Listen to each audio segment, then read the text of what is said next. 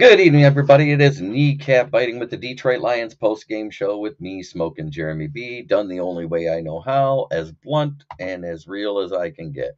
How's everybody doing this Monday? And a victory Monday, no less.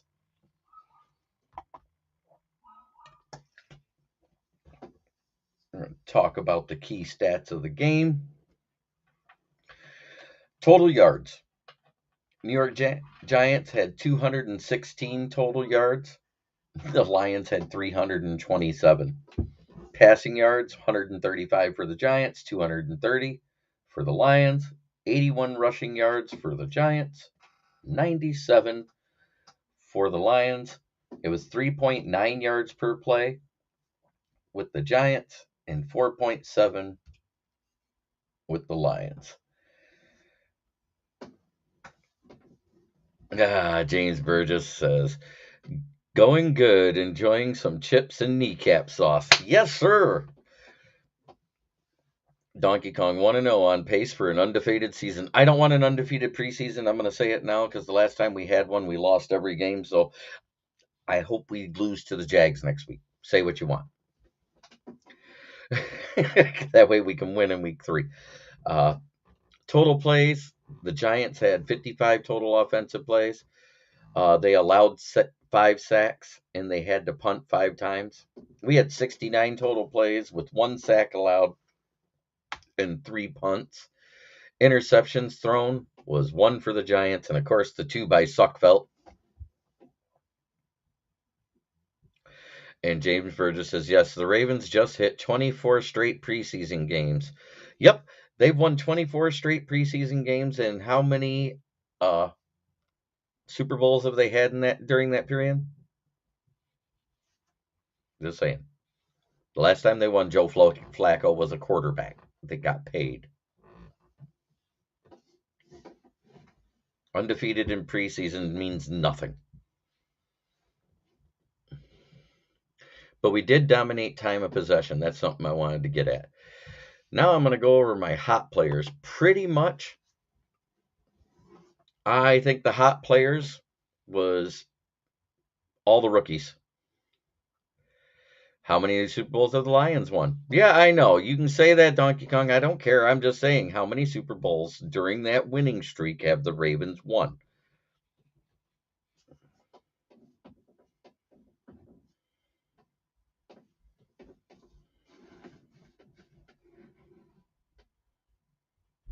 Remember, this is the third year of 3. Hey, James Bird is just one of those bizarre stats I find confounding. Yep.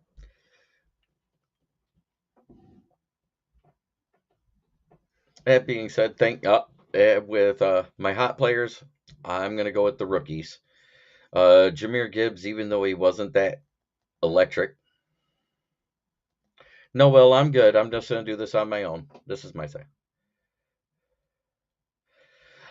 You were the number 1 rated rookie by PFF across the league, so I think you did all right, Jack Campbell. Which, if you go by player stats on defense, he had a total of 4 tackles. 2 solo and 2 assisted. Branch had 3 total tackles, 0 assisted, and one of the best hits of the weekend. His read and react is what I was more impressed with.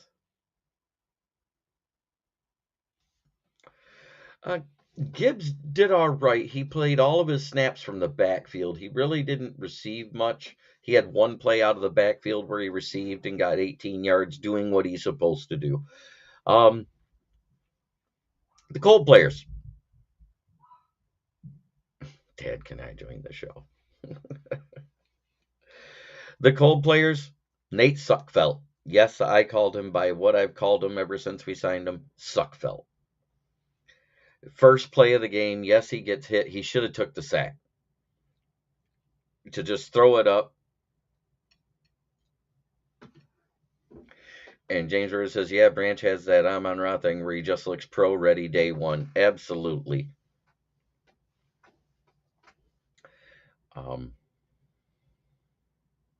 Antoine Green, he had 3 catches for 36 yards. Chase Cota, this kid has a chance to make this as the wide receiver 6 at 4 catches for 60 yards. And a few of those catches, he made Suck Belt look good. Jameson Williams had 2 catches for 18 yards. And he had a very bad drop. They said he was targeted 16 times, but if you go back and look, he had 5 catchable balls. He caught 2 of them with 1 bad drop. I hope so, Emmanuel Mosley. It would be nice.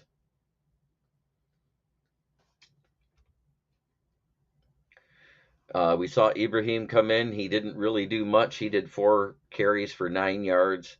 Aiden Martinez did 5 carries for 14 yards. Jahmyr Gibbs had 6 for 19. Benny Snell came in, had some good plays at the end where he got more. And Ozigbo got a lot of carries for some reason, 11 for 31. That wasn't much. Our best runner by average was Benny Snell Jr. Let's see. On defense, Brandon Joseph did that game-sealing interception off of that backup quarterback for the Giants, DeVito, who came in for Taylor, who went 3 for 4 on the first drive for 7 yards. I think he was doing his best impression of Justin Fields and completing passes behind the line of scrimmage to get gains.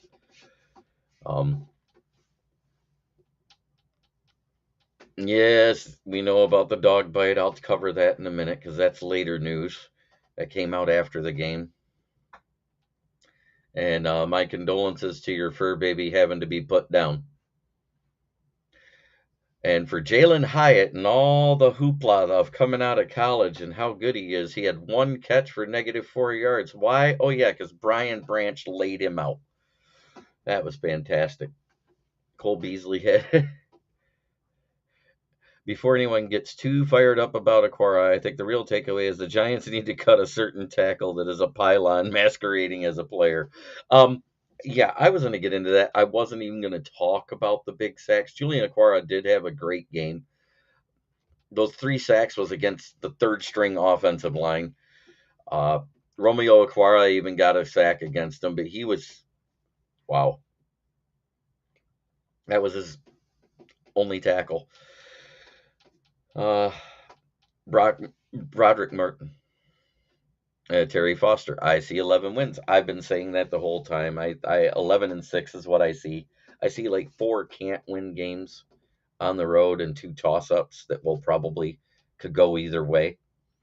We might win them all at home. Who knows? Because right now, that atmosphere that we had for a preseason game, the way the crowd was into it, it felt more like a playoff game, and it was weird to hear that kind of electricity coming through the speakers. I haven't seen that in forever for a preseason game. Cold players.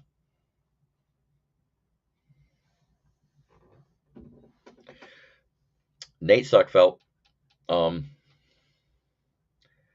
There really wasn't a lot of bad plays on defense. Donkey Kong might go undefeated. I'd love it if we went undefeated for the regular season. But I'm not going to call for it.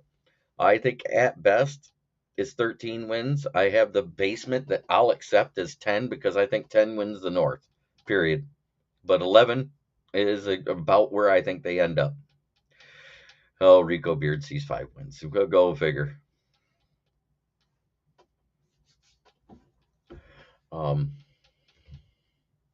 Jack Campbell had a good game. Brian Branch looks like his read and react is on NFL level already.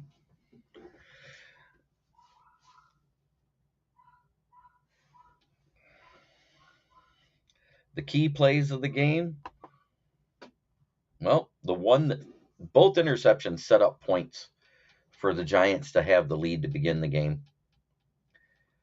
They were awful.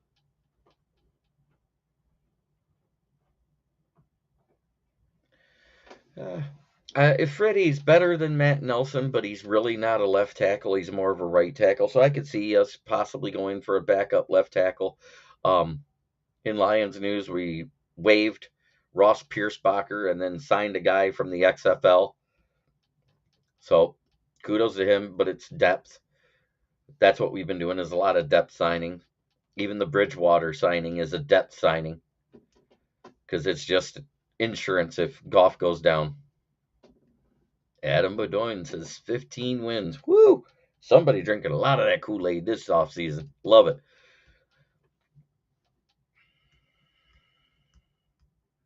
The D stopping for field goals and give that rotten field position was great. Coach Phipp has to be happy with special teams too. Absolutely. Key play of the game, like I said, the 2 interceptions were the key bad plays. Yeah, that cannot be the real Adam. It might be, you never know. The other key play, the 97-yard punt, or the 95-yard punt return by Mo Alexander, him channeling his inner Barry Sanders spin button from the Tecmo Bowl. Yeah, I see 3 wins for the Chicago Bears too, Ryan. Absolutely.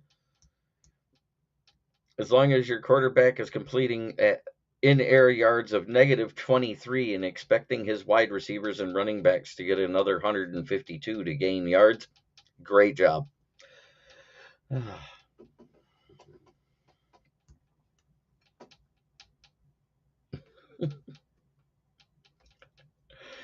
Aiden Martinez he showed a lot of poise in the pocket. He didn't do anything bad. He did or great. He did everything just okay to good. And the defense did well throughout the whole day. I can't say much against the defense because when you're put in a bad position and you have to go right back on the field, you're going to get gashed. And it happened twice. End of the game, 21-6. Does it matter? No, it's preseason. But what I did see and what I'm going to take away from this 100% is we did something we couldn't do against a bad Atlanta team last year in the preseason. We could not hold our lead. We gave it up and we lost and we couldn't come back. Whereas we were down basically the whole game and didn't give up much in the second half. Our third stringers did great against their second and third stringers, so I see more promise out of the defense than I've seen in years, and I think this is possibly the best built roster since '93 for depth.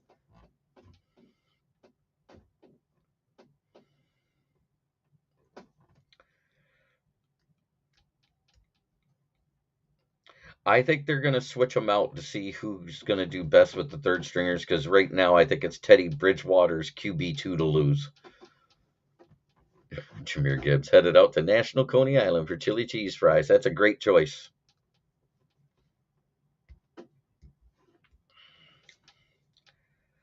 Well, that's pretty much the game in the nutshell. What do you guys want to talk about? I mean, we saw Zeke get signed by the Pats. We saw Cook get signed by the Jets.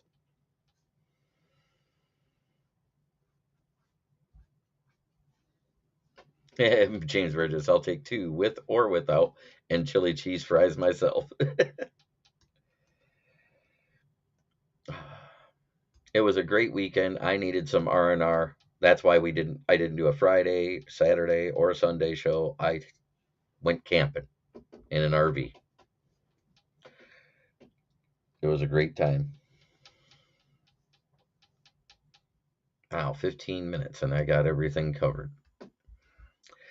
Julian Quara did have a great job against the threes, but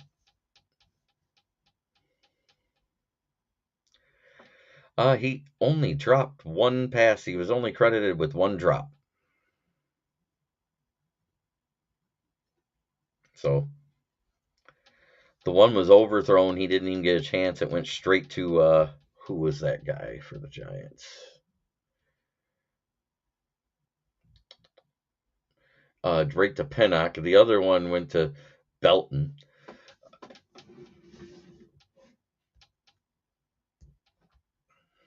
I just see that with the defensive depth, we're not as in as bad a shape if those minor injuries come up where a player misses a game or 2. Yes, James Burgess. Stroud was 2 for 4 with a pick and a sack. Donberg Gibbs, your nickname for me is Daylight.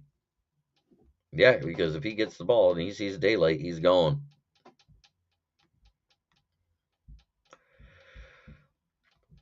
I'm loving what I'm seeing. I saw a lot of fight. I saw good coaching. I think they left Nate Sutfeld in way too long.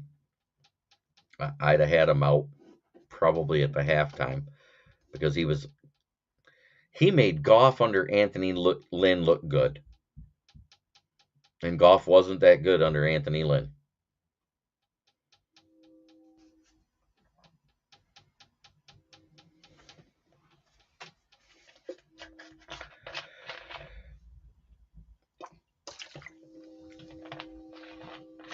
Fields was the only quarterback to get a perfect QBR, being 3 for 3 for 129 yards and a touchdown.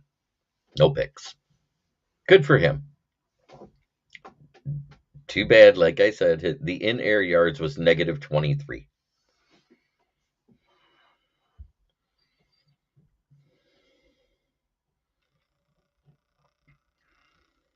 But Yak still counts as passing yards, so.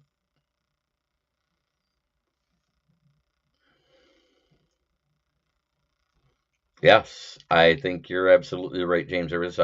I just love the D. Branch and Campbell are going to earn OT lots of snaps. Yep, I agree. I deciphered it. I realized that the semicolon is right next to the L.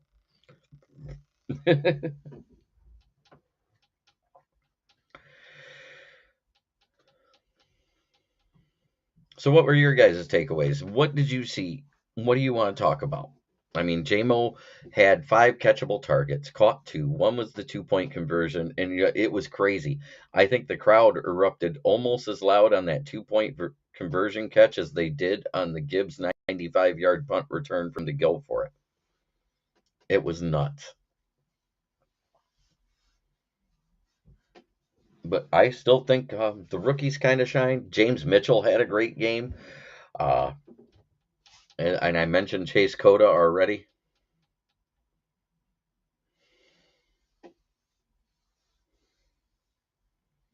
Yeah, I give him credit for the catch on the 2-pointer. It was one of the better balls thrown to him by Sutfeld. At this point, I got Aiden Martinez as QB3 and Sutfeld as 4. And he lived up to the name I gave him when we signed him, Suckfelt.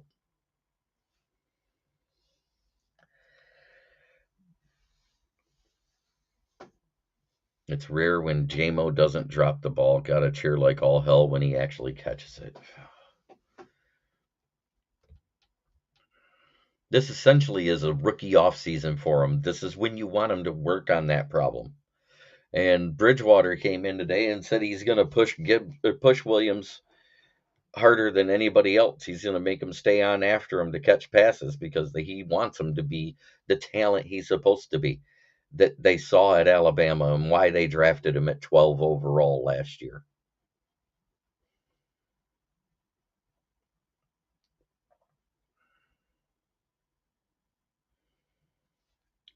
So he has one drop in a game, and you think there was a bunch of drops. They didn't count the one that was a drop where the defender grabbed his arm. Is that what you're talking about? Because he had one drop.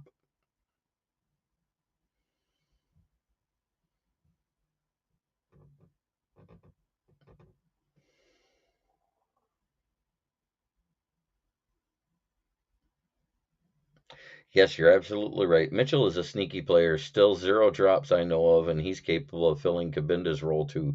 His head coach and OC are both former tight end coaches. He's got a lot of potential to tap into. Absolutely.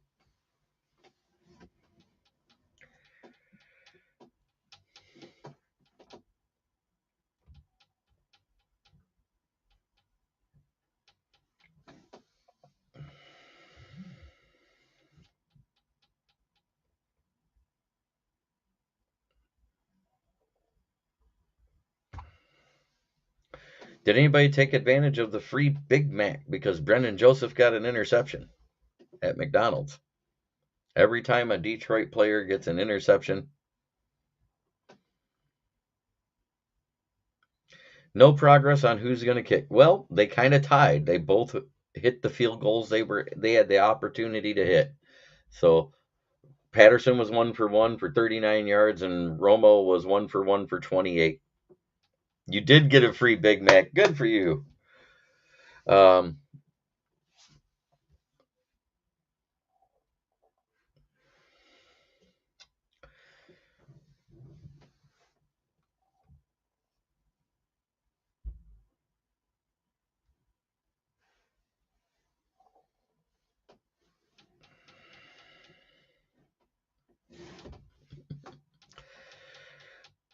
uh, what do you guys want to talk about? Come on.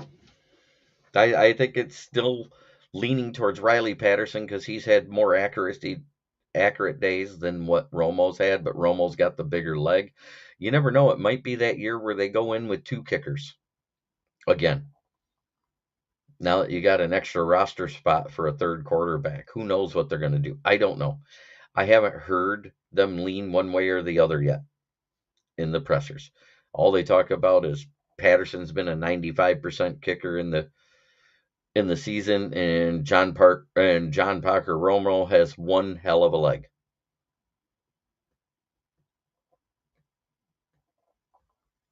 Absolutely, James. I love it. I just want Branch to pick off Green Bay so Tom Grossi creates a Green Bay reaction video. Awesome. Well, that's pretty much it for the post game show. Um, I won't be doing a show this Wednesday. I'm meeting with my publisher in person down in Detroit, so I won't be available. Have a great week, everybody, and I'll see everybody on Friday. It's been great talking with you. And remember, try every day to be a better person than you were the day before. It's the only way to make the world a better place. Tune in next time.